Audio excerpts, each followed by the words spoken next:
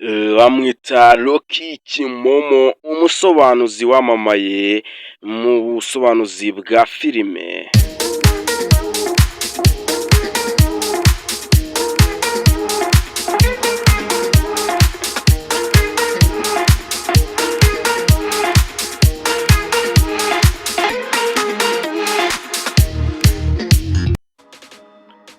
Dore ko akundwa n'abatari bake hano mu Rwanda ndetse n'imahanga, dore ko abenshi bamukundira ijwi rye, igihagararo ndetse n'imiterere yifitiye Imana yamwihereye mu kiryo kenshi rero mu dukabyo twinshi nk'uko mumuzi, dore ko ashiramo utumanyeri twinshi iyo akora ibintu, dore ko akora ibintu neza, dore ko YouTube yabashije kuba yamuhemba igihembo c'umuntu ushobora kuba ugize abasubscribers miliyoni imwe by'abasubscribers.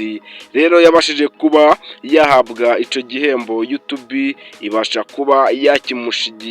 yakimushikiriza imubwira ati Rocky Kimomo congratulation, ati biba bikaze cyane kugira ngo ugire aba basubscribe nk'aba ngaba. Mbabwira ko kugira ugire miliyoni ni ibintu bikomeye cyane, kuko urebye n'ibi byamamare byo mu muziki nyarwanda, dore ko nta muntu n'umwe ufite abo basubscribe benshi, dore ko Bruce Melody afite abasubscribe barenga 800, ariko Rocky we yabashije kuba yaca agahigo nyuma yo gukora ibintu byinshi, nyuma yo kwihiringa, nyuma yo kuba yafonda iyo bise YouTube channel ye igihe kinini, akabasha kuba yayigeza ahantu heza, ariko babwira ko ubu Rocky ari mu gahinda, ari n'inkuru y'akababaro ku bakunzi be benshi bakunda kumukurikirana, dore ko ubu YouTube channel ye ifunzwe.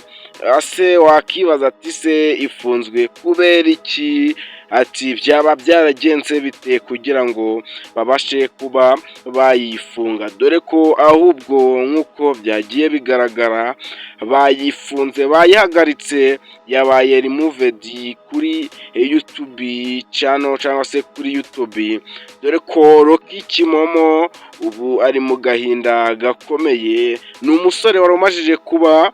yakora ibintu byinshi bigiye bitandukanye, yarikururiye imitima y'abatari bake hano mu Rwanda, dore ko byanabigaragazaga urebeye ku basubscribe, ariko nk'uko YouTube channel ye yabashije kuba yatsibwa, ikabasha kuba yatsibwa kuri YouTube bayifunze, noneho dore ko mu minsi mike iri imbere bari bayihagaritse, ariko abasha kuba yagenda, akabasha kuba yaburana, bikabasha kuba byacamo bakayifungura. Ariko ubu ngubu perezida wa Kongo ari we bita Tshisekedi Felix, dore ko ari we wabigizemo uruhare, bakabasha kuba bafunga iyi YouTube channel ya Rocky, dore ko mu minsi mike yashize nabwo yari yamwitendetseho, ariko ntibyabasha gucamo. Ariko mbabwira ko ubu